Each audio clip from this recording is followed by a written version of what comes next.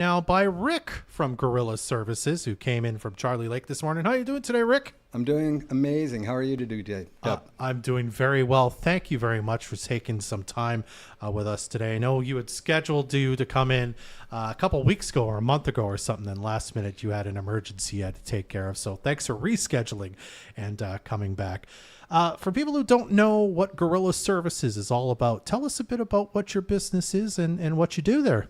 You betcha. So Gorilla Services actually has two divisions. So my original division came out with fire suppressions, and so I build fire suppression units for the rigs and for pipeline. I got a foam agitation system on there so I can actually put out oil and gas fires. And then also our second division is a mechanic shop. We just opened up about 6 months ago on the 269 road. I got a great diesel technician there, and we do all sorts of automotive and light, heavy duty trucks, trailers, you name it, and we'll take care of it and fix it.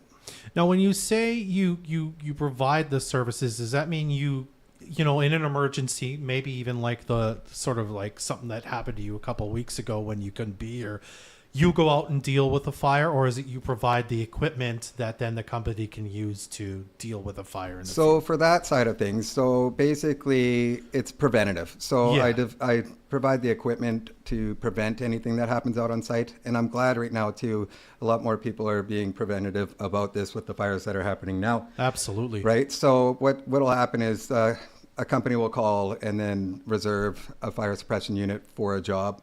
And then they'll come and take it and bring it out to site and do that. So I see. That's kind of where that goes with any of the fire suppression kind of things. Okay, so you're not selling the equipment, at least in terms of the trucks and stuff. You're sort of like renting it out. I do. I even support the racetrack. I actually had my had a 1979 pumper truck, and that was running the racetrack for them for the last few years. So it's very been cool. It's been quite the thing with the fire suppression. Yeah. And I mean, you mentioned the mechanic shop's only like 6 months old or something like that. Yeah. So it was funny because I have a mechanic, Tom Fletcher, and we were doing evenings and weekends. And then he just decided to pull the pin from his old job and jump on board here. And we've been busy ever since. So it was a really good new endeavor to go to. Wonderful. Well, Rick, tell me a bit about, starting this business. Why did you decide, this is something I want to provide, a service I want to provide to, jobs in and around Fort St. John and the Northeast? Funny story is, growing up, I always wanted to be a firefighter, but I just never had the avenues to get into it. Surprisingly, at 40 years old, I joined the Charlie Lake Fire Department. Prior to that, I was the equipment manager for Triple J Pipelines in Dawson. And I remember I was renting equipment, and it was a dry summer, and I had to rent some fire suppression units. Anyways, I rented these units, and I just felt they were inadequate. So then I started doing a bunch of research, and then I just decided to design and make my own. And so I did, and then I showed it to everybody, and next thing I know, they're out, and now, I have 12 units, and I got CAF units, which are compressed air foam units, which I actually teamed up with TNT Communications and JSD, and those go out on the rigs. So, yeah, it's been a journey, but that's where it all started. I looked at it, I'm like, yeah, that's not going to work, right? And then at least, like I said, with mine, I mean, with the having the foam, you can actually, if there was an oil or gas fire, you'll actually put it out instead of just moving it around with the water. So that's kind of where we came in, right? Yeah, because the water is just kind of, as you spreading said, it, right? Yeah, but the foam actually kind of retards the fire. Right, it compresses it, and it takes away one of the elements that you need to burn to make a fire. So it makes a blanket and gets rid of that, in which that way it diffuses the fire. Amazing. Very cool.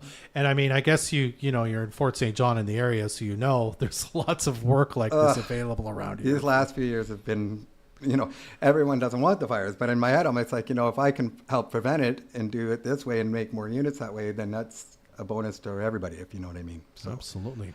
And I like it that everyone's actually starting to pay attention to this now. Yeah. Right? It's becoming more of a common occurrence for companies to make sure they have these sort of, I guess, as you say, units in place to make sure to prevent the fires, as you say. So, I mean, it doesn't take much. One spark from a welder to a dry area, they don't have anything nearby, it just takes off, and that's what happens, right? So, and this time of year, right after the snow melts, is one of the worst times, even worse than in the summer, because by that time there's no moisture in the ground, there's nothing, and it's just waiting to happen, if you know what I mean. Yeah. Absolutely.